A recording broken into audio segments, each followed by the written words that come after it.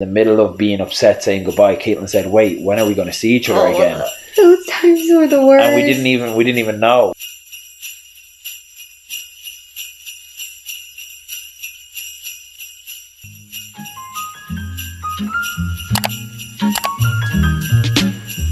Hey guys, it's Cam and Katie.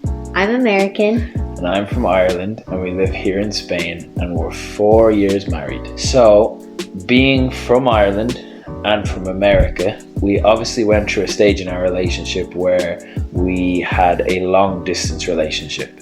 And there's been many times that we've been telling people our story, or people have come to us about this, and people often want to know a little bit more about kind of how we got through it, what are some maybe tips and ideas we have. Sometimes it's friends who they're thinking about getting into a long distance relationship with someone they like but they're hesitant, or it's people who are already in a long distance relationship and they need some tips and advice on how to kind of make things better and make it easier to get through it. So having gotten through it successfully, here we are today with a little baby girl living in Spain. We just thought that it's something that we could do a video on and share a little bit more insights about, you know, things that we did correct, but also things that maybe we didn't do so well at the time, but we've learned from since then. So the very first thing is obviously communication. Now that's with any relationship, whether it be a long distance relationship, a marriage, communication is key. Yeah, I think there's a few things that are just so fundamental to making a long distance relationship work, and communication is one of those. It's important to have your communication set up so you know that you have an ongoing conversation throughout the day. But another piece of advice that we would give as far as communication is concerned is to have a set apart time in the day, that every single day without fail, unless it's an absolute extreme situation, every day you guys you talk at that time, whether it be a video call or just a voice call, but have that time every day set apart where you make time to just talk to each other and spend that time together so you can feel close to each other. Yeah, for us, with him living in Ireland, we would talk at 4 o'clock his time and 8 a.m. my time. Yeah, because for us, not only were we dealing with distance as part of our relationship, but we were also dealing with a time difference, which got complicated at times. So it was important to have that set up between the two of us. As well, I was in college during this time, which was super hard on Cameron because I'm with all these people that are my age. So for us, trust was very important. I was going to class, hanging out with friends, but being loyal to him. Really, trust is like one of the most fundamental things that you need, because when you're together and you're always doing stuff together, there's not much of a need for trust because you're with each other. But when you're apart, literally, if you don't have trust, like, it's just not going to work. So you need to trust each other.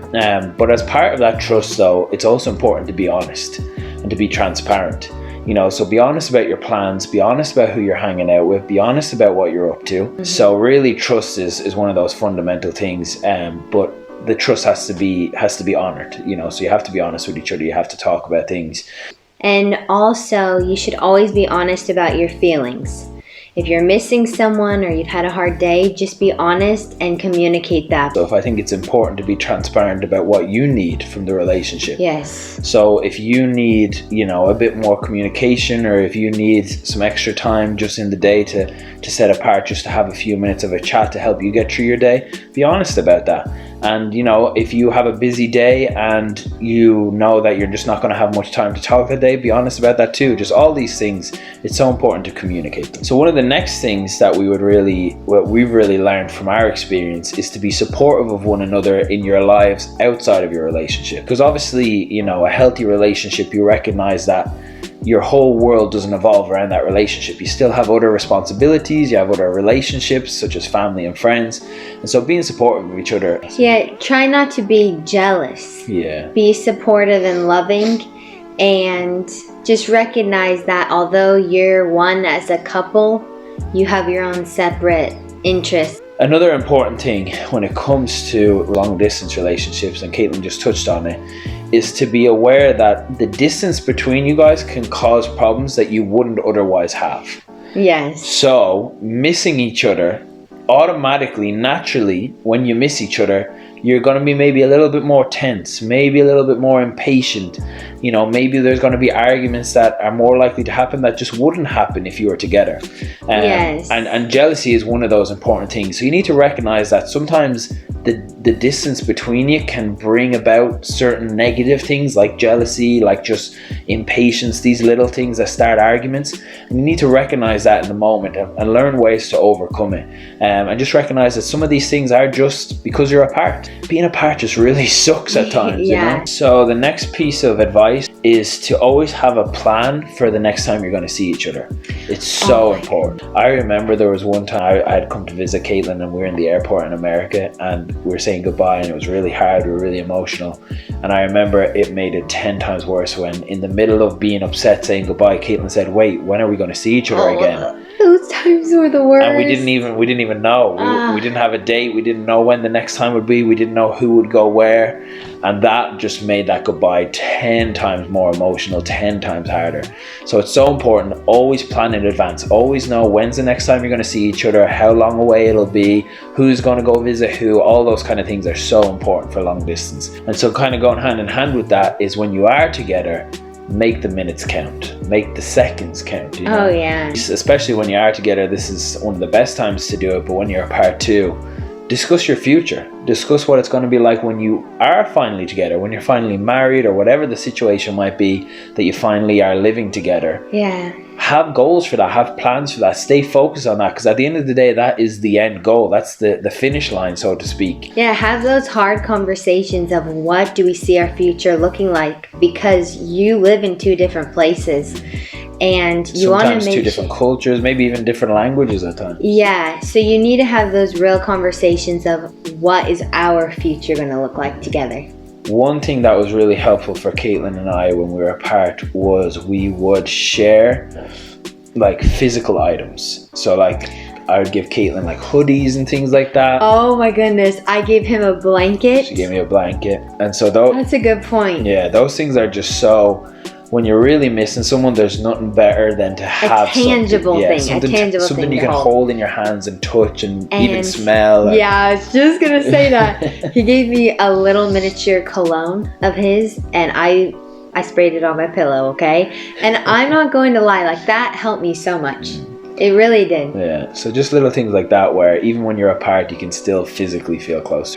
I just think it's important to remember that when you're in a restrictive situation like a long distance relationship, sometimes you see the worst sides of each other and sometimes you act certain ways that you wouldn't otherwise. So just try to remember, like we've said, plan a time to see each other, communicate often, and just remember that it one day will be over. Yeah, I think one of the things that we would constantly revisit throughout our long distance relationship was the idea that it won't be like this when we are finally together. Now obviously sometimes relationships aren't meant to be, sometimes you're not meant to be with certain people, and so it's important to separate maybe real issues from just the distance is causing petty stuff. If you have real issues, that's a different situation. Maybe it's not meant to work out. But if you're able to kind of distinguish, no, like if we were together, we wouldn't be having this little argument or disagreement, then that's when you can realize, okay, this is just one of those long distance things. Last but not least, it's important, even though you're apart, to still try do things for each other like you would if you were together. So like birthday presents, Christmas presents. There was one time I had some flowers sent to Caitlin's house. Little things like that, so that the distance doesn't seem as much of a separating thing. Because if you really feel like you're just worlds apart from each other, it makes it all the more worse. But I know for me, I remember when I had some flowers sent to Caitlin's house, it made me feel so close to her. It made me feel like I was just down the road, you know, and I had this. It made you feel that way. It made me feel that way. Yeah. It was so nice. And if it's possible, plan a surprise visit. Cameron came and surprised me, and that just meant the world to me. So I was so excited. So anyway, so that's pretty much it for this video. It's kind of just a little chit chat, kind of half story time, half tips from our experience being long distance. It was really tough for us, and we were really far apart. We had the time difference as well, But because of how much we loved each other and how much we knew it was meant to be, we were able to get through those speed bumps and through those difficulties that came about because of the distance. And so we hope that for any of you out there who are either in a long distance relationship or looking to be in a long distance relationship with someone, we hope that maybe some of these things helped to give you an idea of how to kind of get through these things and navigate it. And it is doable. That's the most important thing to remember, is that if you this is a success story. If you really love that person and you know that it's meant to be, distance is just a hurdle. It's just another thing that's going to make your relationship even stronger. It strengthens your relationship. It really does, to a level that other relationships can't relate on. So you'll get through this. We hope this video helped. If you know anyone who is in a long distance relationship, make sure to send this video to them so maybe it can help them too. If this was helpful, don't forget to like the video and subscribe. Thanks for watching. Bye.